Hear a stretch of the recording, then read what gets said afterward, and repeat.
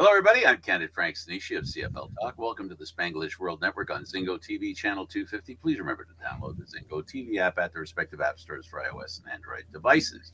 While you download the app, make sure you rate and leave a comment. Both apps are absolutely free. Zingo TV is available on Google, Chromecast, Amazon Fire TV sticks, Roku sticks, and also on Smart TVs 2016 forward. Don't forget to subscribe to Candid Stanisci 1030 on YouTube. And of course, this is CFL Talk, which means David Morassutti here. Thanks everybody for joining us. David, welcome to the program as usual. Thank you always for having me, Frank. It's got to be said. It's got to be said. Football's back. Football is back. Football is back, and it's nice. It's nice to see, and I'm grateful for the opportunity to watch some football. And I guess, what would you say is the first comment that you'd like to talk about the exhibition season? I mean, we can go game by game, but the first thing that this exhibition season is different than any other one that we've experienced till now. It's tough to predict, in my opinion, what's going to happen. That's my thought, but I don't think it's probably where you're leaning. Are you saying then that regardless of the exhibition season, it's going to be a tough go to figure out? I think it's easy to overreact, right, to things that happen, but at the same time, it feels a little different in terms of how teams have been operating a little bit and how teams have been treating this preseason. I think also maybe we're a little jaded because with the issue that's happening at quarterback, the Argos, confusion, and there's a lot of volatility in the Canadian Football League right now. Let's make sure we have the right logo back there. So there we go. There you go. We got the right thing back there. I think there's a lot of volatility this year, more than any other. Yeah, I would agree so. With teams that look like they could make a difference this year, like no other year. Teams that were dominant for a few years who may not be dominant any longer. The yin and the yang is really interesting this year because it doesn't matter which team you go through. Right here, I'll prove my point. Let's start as far west as we can go. The home of the Grey Cup this year, the BC Lions. After a few years of looking like they maybe had a team that could do something, they finally did. You really don't know if they can continue by virtue of who else is in the division. Yeah, no, that's usually not really the case. I think this year more so than ever. I think you can make that argument for sure. And if we move further east and we go to the Albertas and we start with Calgary, everybody knows, or at least believes. Some will say it out loud, some will say it very quietly, and some will not say it so it can be heard. And some, I think, even try blanking it out of their brain, that the Calgary Stampeders might not make the playoffs one of these years. And this year, I think the feeling gets stronger and stronger, regardless of the exhibition game showing they had this weekend. I think so. I think it's easy to overreact to good things and bad things that happen in a preseason game, right? For Calgary, many are probably thinking, "Oh, maybe we're a little too harsh on our assessment of Calgary." It's preseason. Which unit's always more dialed in during preseason? It's usually the defense, right? And that's Calgary's defense. Like, don't get me wrong, I think Calgary still has a very stout defense. It's a good defense, but that's never really going to be the concern in Calgary. That wasn't the reason why this team was struggling to even be at 500 or even worse last year. Or try to make the playoffs. Yeah. Because you don't have to have a 500 record in the CFL to make the playoffs. No, but you also need a half-decent offense if you ever want to be considered a contender in the CFL. Absolutely. And that's the big problem there in Calgary. Like, they might have a decent offense, but is it good enough to go toe-to-toe with the top offenses in this league? I don't know. Yeah, we're going to talk about three teams in particular. Pretty much, I think it's safe to say, um, you know, they could be a lock for the playoffs. But BC is, of course, one of them. But let's go to Northern Alberta and Edmonton. Here's the team that really is a question mark. It doesn't matter. It doesn't matter what question you ask or what part of the football team you think about. There are always questions. Starting at quarterback, offense, defense, special teams. It's a team full of questions. Is this the season where we start seeing maybe finally some answers? Uh, I mean, look, at one point in time, with in respect to Edmonton, the one thing you could say is it can't get any worse, right? But now at some point, it's like, okay, what's the next step? What are we doing to take that next step as an organization, right? I felt like they were doing that this offseason. They went with a more veteran approach, right? You bring in Bethel Thompson, you bring in, more, you bring in Curly Gins. You go with a more established roster rather than an unproven roster. Like people were probably kept saying, "Oh, what's happening with Trey Ford? Why aren't they going with Trey Ford?" Well, there's a reason behind that. The reason is Edmonton can't. This management team, it's tough to put all your faith into a young roster. It's a lot of pressure you're putting on a young unproven team, young unproven players. I think that's why they did it that way. Is it the right approach? Time will tell. I do think there's a good way to mix it in. If you're Edmonton, you've got that opportunity where you can go and throw some of these younger, maybe a little more explosive players, but you have to be careful of how much you feed that, for sure. Just taking some medication. Ah, It helps. It I helps. probably I didn't It helps keep me alive. that's good to know. We want to I we want to forgot keep to. you we want I to keep you forgot. around a little longer, Frank. I forgot to take it. I got a cup. I got a half dozen more to take. Um, yeah. So we got BC. We got Calgary. We got Edmonton. That brings us to Saskatchewan, the second of the three teams that we've talked about so far that should be a lock this year. And I say that not just about Corey Mace, but also about Ken Harris stay healthy this year.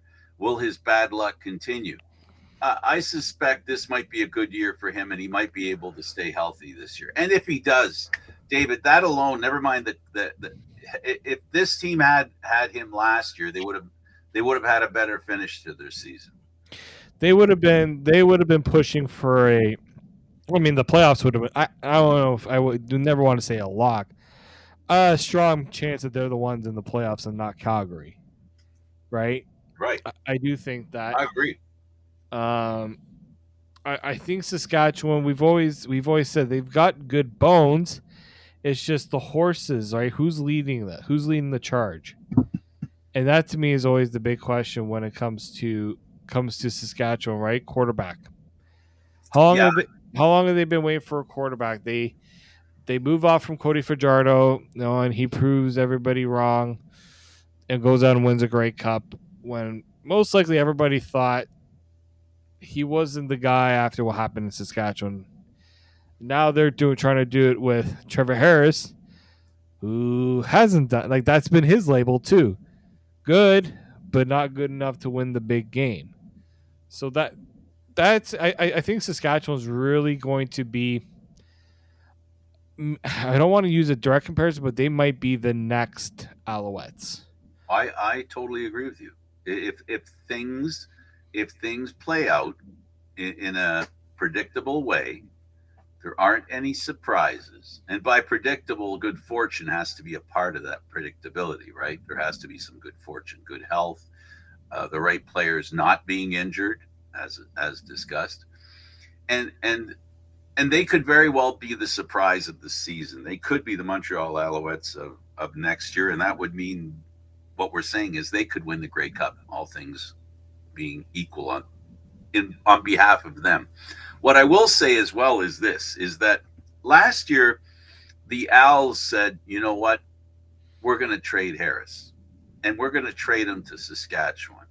And Saskatchewan said, you know, we're going to trade Fajardo, and we're going to trade him to Montreal.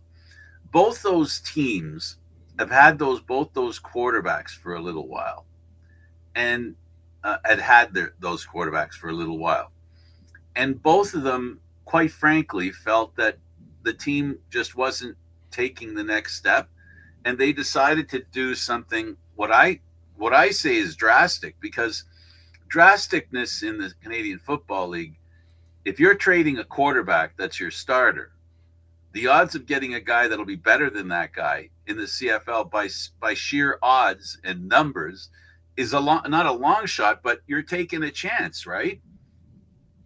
Yeah, sometimes how many times have we seen a team decide we're gonna go with maybe someone we think is a bit more proven, but it's a little too you're trying to throw what's the phrasing here?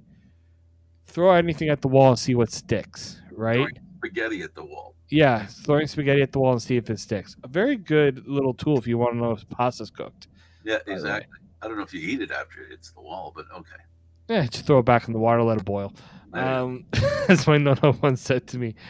I do think that with Saskatchewan, you know how this really to me is like their last grasp with some of this group, in my opinion. Like it's tough because you got a new coaching staff in for this year. You've thrown in some new players to the mix, but a lot of the core is still there. The guy who put the team together has been there a long time.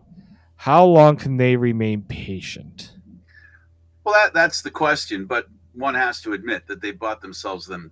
The organization has bought itself some time with bringing in a new head coach, because to give up on a new head coach the first year he's in there would be a little bit of a little bit premature. In other words, the GM and the president buy themselves a little time with a new head coach. So that's what that is, and so we'll see about Saskatchewan. We go further east and we end up in Winnipeg, the third team that I think you and I believe, the third of the three teams that we've discussed, that will be one of the favorites to make the playoffs. Um, Winnipeg. This is a team that defies logic, in my mind. If logic is the more success you have, the harder it is to be successful because of the cap. In other words, because you have to pay good players more money. If you win a Grey Cup, you got to pay them more money. This is what we believe. This is what we hear and believe. And this team has done really well in staying, very relevant in the Canadian Football League. And I don't think this year is going to be any different. Yeah, it's they're the interesting case because everyone's going as much as the team might change, the identity remains the same though. Especially because Michael Shea Yeah. he's still there, he's still leading the charge, right? And that to me is where I always kind of caution people when they want to go against a team that's been there, done that. At the same time, this is a team that has 2 straight years of heartbreaking losses Absolutely. in the Grey Cup. When does that kind of I wouldn't say doubt, because I don't think this team ever doubts itself, but will things start to creep in for them? Are they going to be, is there going to be a little more extra pressure that maybe wasn't there before because of what happened in the Grey Cup? Well, they've made some key changes. Well, some key changes have happened to them, I guess. They did, but like they were still able to keep they were still able to keep Brady Oliveira. They were still able to keep Dalton Schoen. 2 very important members. They did lose some players, like not Yeah. to sugarcoat it, but again, it's all about maybe a little turnover isn't the wrong thing to happen with this team. Um, I do. I do wonder about Zach Claros. He's getting up there in age. How much longer is he going to do it? Is the body feeling good still, and things like that. But I think we've always remembered is that Winnipeg is always about not putting the burden on one player, and the Chris Streveler effect. I think that's going to be a key. That's a key thing that was different from when they went on their Grey Cup run to this past few years. Chris Streveler was a big part of that. He's able to do and take a little bit of the grunt work away from Zach Claros. He can do the rushing. He can. I think you're going to see a lot more of him than we've seen in the past. Not because I think Zach Claros can't do it anymore. More so, I just think that it benefits Winnipeg to get other looks going there. Absolutely, absolutely. So then we go to the Eastern Division, and we'll start with the team furthest west, and that, of course, is the Hamilton Tiger Cats. New head coach, rejuvenated quarterback in Bo Levi Mitchell, Milanovic, the coach of Corus, restructuring of the management team, a few retirements, key retirements on that team that basically leaves a void of leadership. And that, I think, is going to be an important factor on how well this team does. Who and how are those voices that are gone now? How are they replaced on the Hamilton roster? I think with in Hamilton's case, I'm confident that having a new voice in Scott Milanovic is going to be a big change for them, right? I do think you saw a little bit in the preseason game. Bo Levi Mitchell looked a little more crisp, a little more play with a little more conviction. I do think the new you wonder why they made what the change in coach is going to do.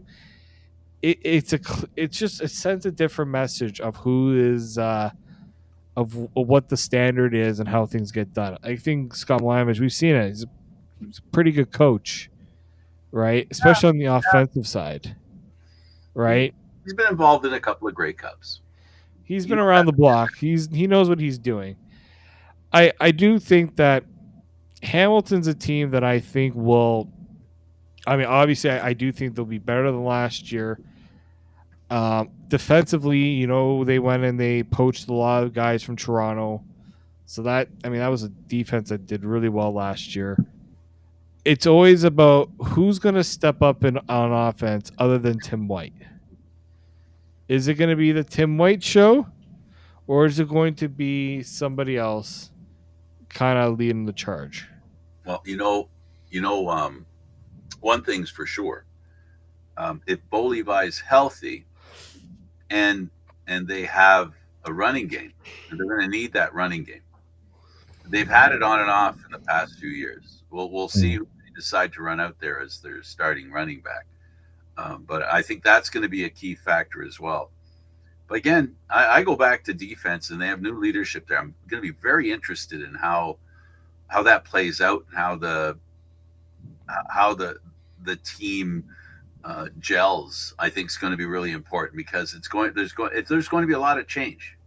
There's change, and with change comes a time to adjust, and it's going to be interesting to see how quickly the defense in Hamilton adjusts. Yeah, I think that's the key part. There is can all the components kind of work together. I think for Hamilton, if there's one thing I've always said this team needs is a good start. How many years have they started behind the eight ball and have to play catch up? Absolutely. Look, sometimes they always say in the CFL, it's not how you start, it's how you finish. But if your start puts you, every team is at the 40, but you're at the 20 or 10, you're not winning that race most of the time. Doesn't matter how fast you are, no matter how well you can adjust. The other teams have a head start because of your poor start. Yeah, well, the adjustment has to be the primary adjustment, which is the one you make coming out of training camp, right? That's those are the adjustments. They have to be successful. If you have to readjust, if you will, then like you said, then you're starting. Obviously, you're not starting real well, and you need to make up for some lost ground, and that's hard when you only have an 18 game schedule. There aren't that many games that you can afford to lose and then recover. That's not to say you can't, because we know you can and we know it's possible, but we also know the odds of it happening lessen the further back you are, the longer you are back. So yeah, you're right. They need a quick start. I think they need a quick start to establish their confidence. If they get a quick start, they'll have a really good season, because I think this team will only get better as the season draws on. Yeah, no, I'm very curious to see how close things are in the East. I just wonder if Hamilton can finally realize that there's an opportunity there for them. With Montreal's still good. Toronto, I think, is still going to be competitive, and Ottawa is going to try to be better. But I wonder if, because the East doesn't have a clear cut front runner, does that give them the opening that they need to realize we need to take this by the horns and go with it? Like Scott Milanovic already laid down the gauntlet in a way. He was so upset with the way they played that he said, "We'll go and find other players." And actually, talking to Ryan Dinwiddie after the preseason game, he told me, especially with the younger players, we may have to find some other guys. Yeah, and it is in the Canadian Football League. It has to be a meritocracy because of the cap. You can't wait on people, and you can't assume if you pay you'll get the right player. So the idea is to make sure you have the guys that can step in. So that's a lot of that work. A lot of the benefit that you'll see around Labor Day is going to be dependent on what they bring in today. That's the whole thing about the Canadian Football League. I'll remind people, if you're an American player, you have a few things to learn when you join a Canadian Football League team. And those lessons take a while for them to reside in your brain and you act on them situations appropriately, right? So that's part of the thing with the Canadian Football League is there's an extra layer of training that you don't have to do in the NFL or any other place where these players have come from, whether it's college football, any kind of football, actually getting to college and then moving on from college. They got they they've got things to learn here in the Canadian Football League, and then the team has to figure out whether by playing or just by having them on the practice roster or just seeing them on the field, how will they play in the Canadian Football League? So the plug and play thing, the replacement of players after injury, all that stuff, it all rewinds back to this point in time. This is when it's really important for teams to start getting ready for Labor Day. That's my opinion. Yeah, no, for sure. Um, yeah, I just think that when you look at maybe where for Hamilton especially, the route for them has to be to play better within your own division, Better right? than they have in the past few years. Like, correct me if I'm wrong. They lost every game to Toronto last year. Pretty sure. Maybe you're right. I'm I thinking think I think they did, which, like, you can't do that if you want to go far in the CFL. not if you're trying to make the playoffs in the division that team is in, No, exactly. right? That's the issue. Is that you've got to beat the teams in your own division.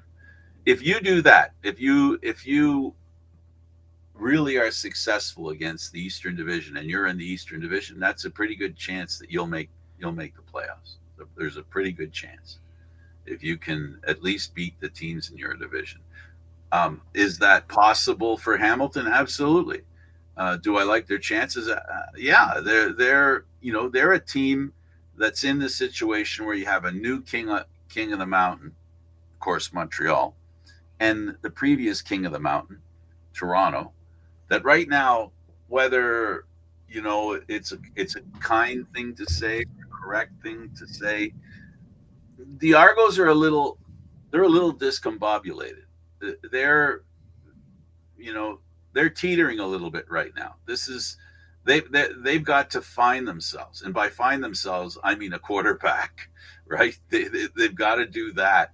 We've seen in the Canadian Football League year after year after year, in the middle of a season, at the end of a season, even at the beginning of the season, if you don't have a quarterback that can play in the Canadian Football League, you're not winning football games. And all that stuff we talked about, having a quick start, all that kind of stuff, that's part of it, is having a quarterback that's ready to win football games in the Canadian Football League. Yeah, when I look at the Argos, watching that game again, execution wasn't there in my opinion, but to me, especially because the defense, it's hard to say with a lot of. I mean, I think there was only maybe one starter, one, two guys that I see potentially being in line to start. So it's always tough to gauge the level of the defense, but that the defense is going to be crucial. There were games last year the defense won for Toronto. Special teams won them too. That's a team that relies a lot on turnovers, getting turnovers, short field, giving the offense a shorter field to work with. That was huge because Toronto having to go all the way down the field, that wasn't easy for them. They could do it. They very well could do it, but they always pride themselves on being able to flip the field position. So if that defense isn't able to generate turnovers and takeaways, it's going to be a tough one. Or they got to get to the quarterback, right? They struggled. If when I was watching that game against Montreal, they struggled to get off the field at times. Absolutely. Montreal found ways to extend drives. Montreal is a very mobile team. Their quarterbacks are very mobile, so we'll see if that's something that the Toronto Argonauts can work on. But again, a lot of their defense wasn't playing. Montreal played their starters. Toronto played their backups when you're looking at the offense and the defense. Offense for me with Toronto, again, I think Dinwiddie's going to harp on the execution. I think he was not happy with how things went, and he's going to make it very clear to these guys that there's a standard they need to play with, and if they're not going to play to that standard, things are going to start changing. They're not going to play. Exactly. That's just the way it goes. You know, let's talk a little bit about the Argos now. Well, no, we haven't talked about. I was going to segue into there, but never mind. The segue is not going to work. So we talked about Hamilton. Now Toronto, we talked a little bit that they've got some issues. Then we've got Ottawa. Ottawa is the team that every year. Have you seen anything so far in this exhibition or this preseason or this camp or anything that you've seen or heard that gives you rise to think that this could be a different year for Ottawa, especially having watched Evans at quarterback for Montreal against Toronto? That's why I got sidetracked, because that was something kind of amazing to watch, David. Ottawa needs a quarterback, and they've run a few through their quarterback room. Yeah, the opening act for Drew Brown didn't exactly go, I think, the way he wanted it to go. Dustin Crum looked pretty solid, as the second guy coming in. But again, we're talking about a quarterback who's in a new system, new team. He's starting from zero, right? So I think you got to wait for things to kind of work their way into it a little bit more. I do wonder who the starting running back is going to be there in Ottawa. I think that job is wide open. But also going with 3 rookies, right? They're not going with a very established running back position, which can be good because you're getting the most out of rookies in that position, but you're lacking that experience, especially in pass protection and things like that. That defense didn't all play, so it's tough to know for sure. But again, I think with Ottawa, there was good, like the Devontae Dedmon return for a touchdown. Like that's he's one of the better men in the league, right? I think like up there with Javon Leake. So I do think you're gonna have to. It's gonna be a slow start for Ottawa. I don't see them getting. I mean, if they get off to a quick start, that just means that they're catching teams off guard. That's a team I wouldn't want to underestimate, but it's also a team that I think is going to have to work a little bit harder to to get to that next stage of out of the basement of the CFL. They did a lot with not many great plays. They were very efficient offensively, which I don't think is a bad thing. They got a lot of points in different ways, and that's important. The big thing for Ottawa is consistency. Can they be consistent? Are they capable of clamping down an opponent when they've got a lead? And they won this one, so this last one against Hamilton. So they proved they can win. I guess I agree with you as far as the quarterback situation is concerned. They've got two guys that can be the quarterback. Drew Brown's the guy that they traded for. Is he the guy they saw as being their starter, or did they see him as, while he's getting the fine touches on the organization and how they operate, right? And they throw out Crump to begin with, right? Just to give him a chance, whatever, and then ease in the Brown.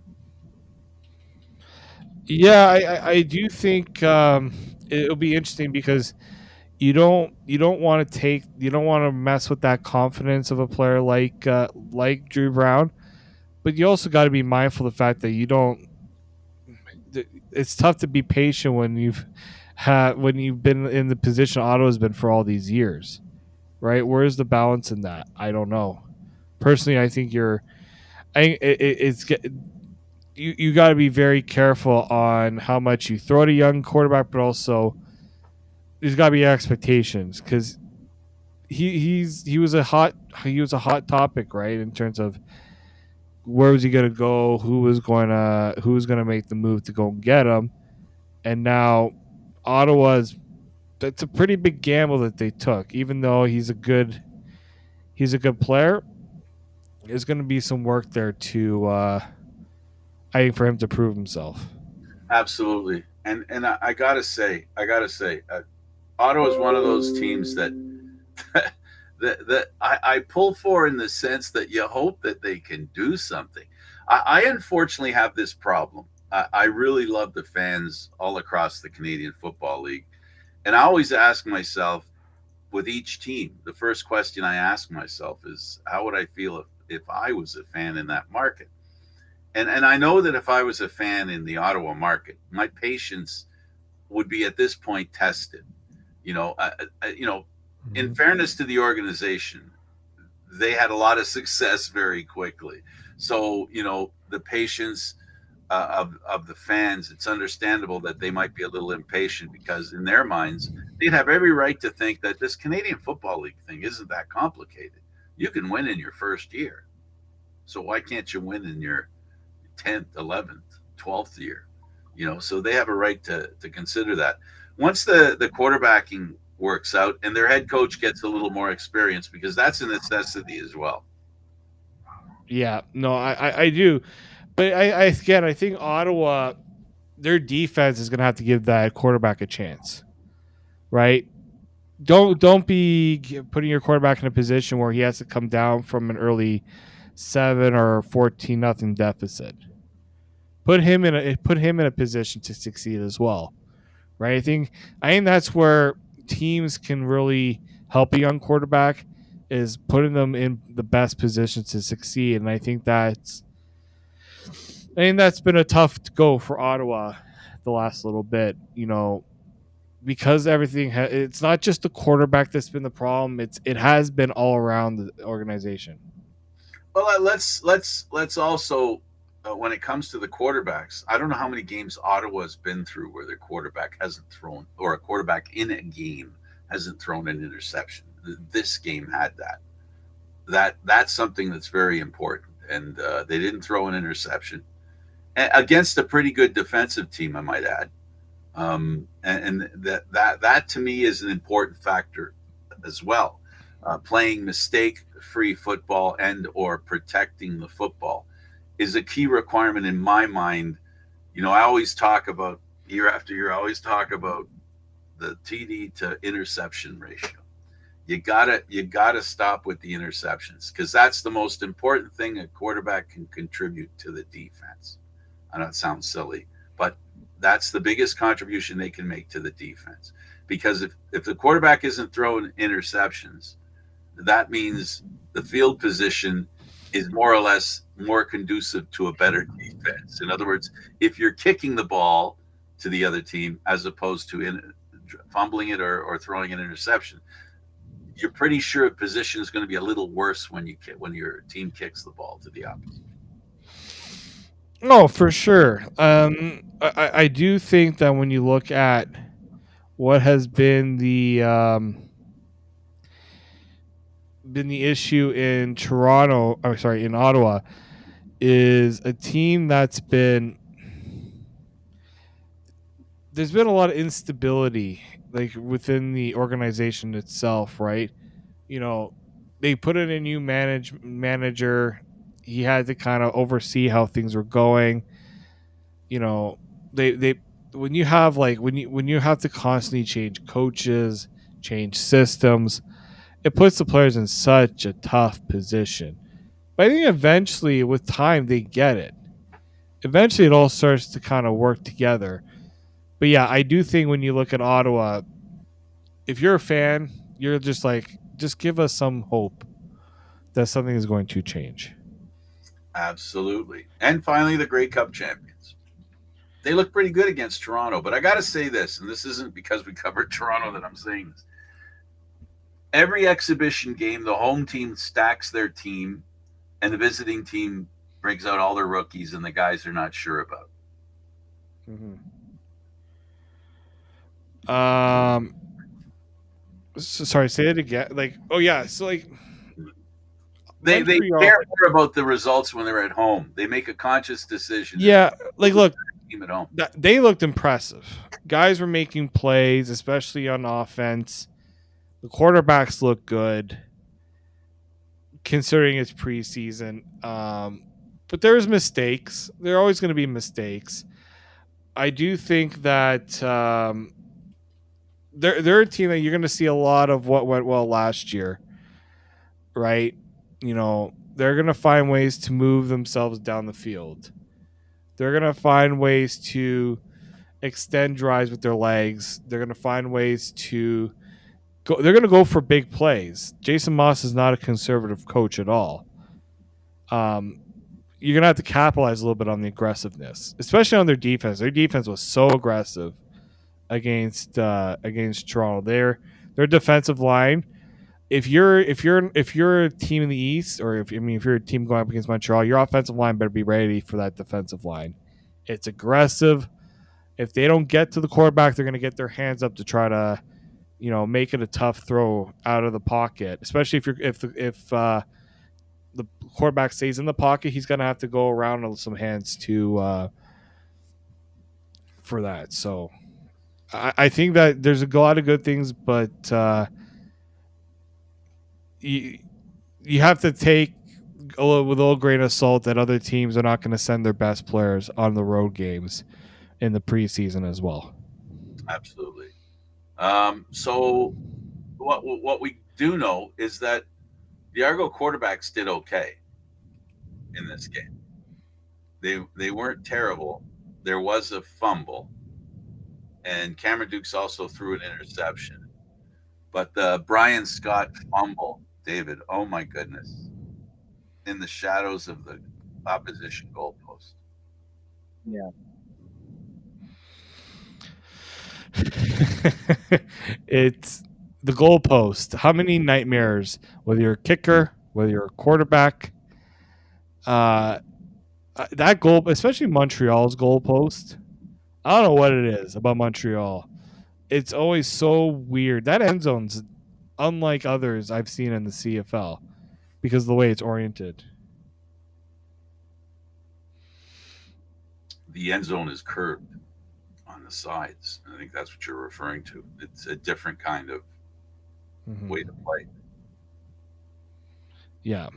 No, I when I look at when I look at Montreal especially, what I like about them is their character, their leadership.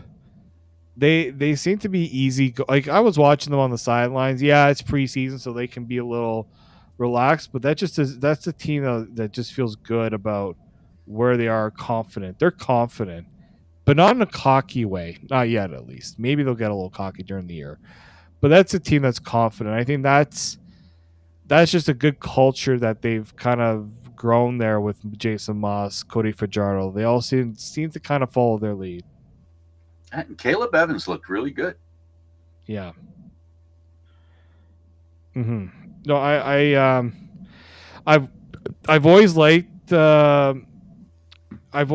Caleb Evans. I thought he was again a guy like I put out a tweet when he led the 100 over 100-yard drive touchdown against Toronto. 5, It yeah. said he really likes playing game. I sent out a tweet saying he really likes playing against Toronto, and then people were like, well, he also had some very bad games against Toronto. I mean, I felt like saying, yeah, but he was also playing with Ottawa. Blame the team. Go ahead. I always look back to that first that when Ottawa was winless, came into Toronto and they snapped their winless streak. They got their first win of the season. He was dynamic. Him and Ackland together were just unbelievable that day. I remember that. I'm like, there's a good quarterback there. There's a guy that if the he gets in trouble when he tries to do too much. Doesn't In quarterback. right? That you want a quarterback that's going to push things out a little bit. Like to me, he's a guy that if a team is looking for a quarterback down the line, he might be the next one looking for an opportunity. Well, Montreal made a smart move picking him. I really like, where he stands in his career right now. You know, he doesn't have any real. I think because of what you said, he doesn't really have much baggage, bad stuff to think about. He has the experience now being a Canadian Football League quarterback. He's proven that he can play really well. He's proven that he can't as well, right?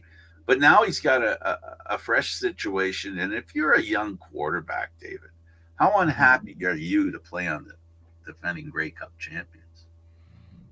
Yeah, it just feels good, right? Because you know the culture, you know that that's a group that's been there and done it.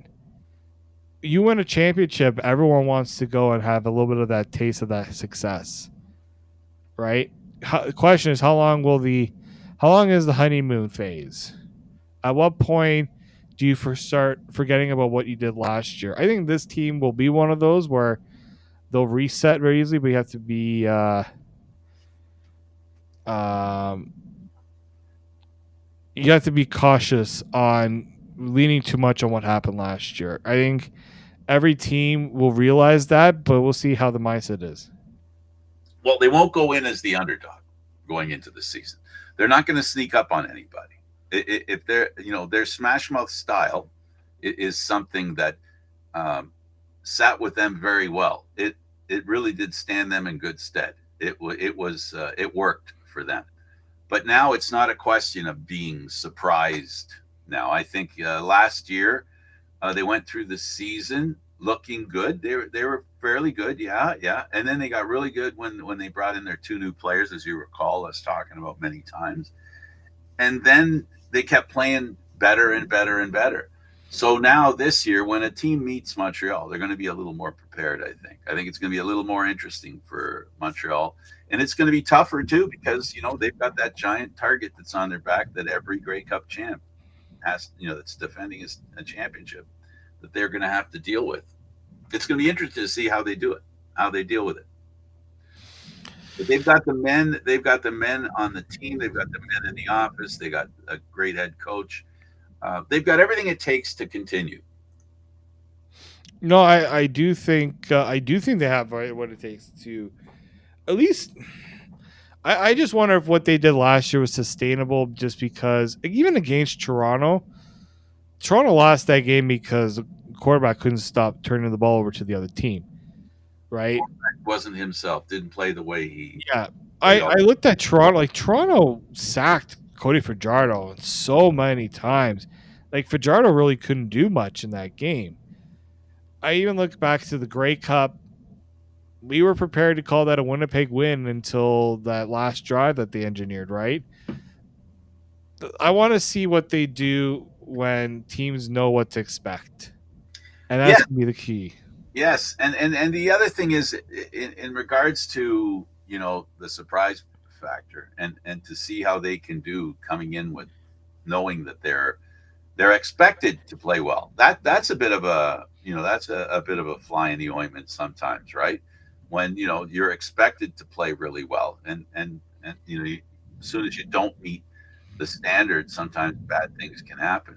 But one thing's for sure about Montreal, they're the defending champs. They've got some great players on that team. They've got some amazing Canadian youth, which we witnessed in the Grey Cup.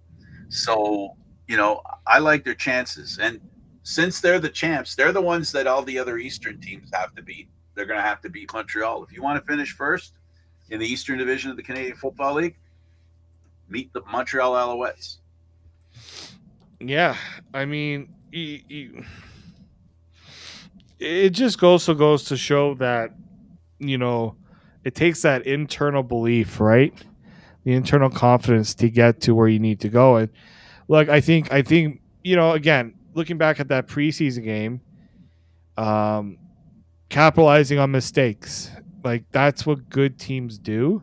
So that's why I say Montreal should be up there still. I just think that, you gotta be. I think Montreal's got to be ready to adjust. Eventually, teams aren't going to be making those mistakes, and they gotta be willing to make their. They gotta be willing to make some changes too. To your point as well, is that can you make the Alouettes pay when you sack their quarterback? Because there was a lot of that even in the playoffs, and it didn't cause Montreal to lose. So can you take advantage of the mistakes that Montreal makes that are so few? And that essentially is really the difference between being a really good team and a championship team. It's all about how many mistakes you make and how many you can create in the opposition and how many of their mistakes you can capitalize on. That's what the season's always going to boil down to. It's never much more complicated than being your best friend, not your worst, being your worst enemy. Mm-hmm. No, I agree with that totally. What do you think of 50 Cent opening in BC? They keep having all these great ads. They just find they know that in order to they got to make this a big deal in BC. This is where I think other teams like the NFL, why the NFL is so popular, it's not small market. It's big in these cities. And this is where I think CFL teams need. Yes, they push the community football aspect. I totally get that. It works. The family aspect, it works. But if you want to enlarge in your offense, your offense, your reach, and how many people you bring in, your attendance, you got to do something that's going to get people talking. You get 50 Cent showing up, I guess people talking. Absolutely. And it'll be a real interesting season for BC. So we made our full circle. We started by talking about BC and we concluded by talking about BC. And I got to tell you, David, I'm looking forward to this season. And Eduardo, I want one more minute because I want to make a comment that's real important. The stats, they're finally back in the Canadian Football League. How relieved are you? We'll continue this conversation next I, time. But I will say this: it's nice, still work in progress, though. yeah, absolutely. It's good that the stats are back because they weren't Oh, there. absolutely. So thank you, CFL.ca, for fixing that issue. Trust me, it was one that neither of us liked too much. Thanks for doing this, David. Thank you, Frank. For David Morassutti, I'm Candid Frank Stanisci. Thank you for watching CFL Talk, airing live Mondays at 4 p.m. our new time, Eastern Standard Time. The show can also be heard on the Spanglish World Radio Network. For CFL Talk, news, entertainment, and other sports programming we offer, please check out SpanglishWorld.ca. Spanglish World, watch it here, read it, download it, and live it. And don't forget about Candid Frank Stanisci 13 on YouTube. Thanks for watching, everybody.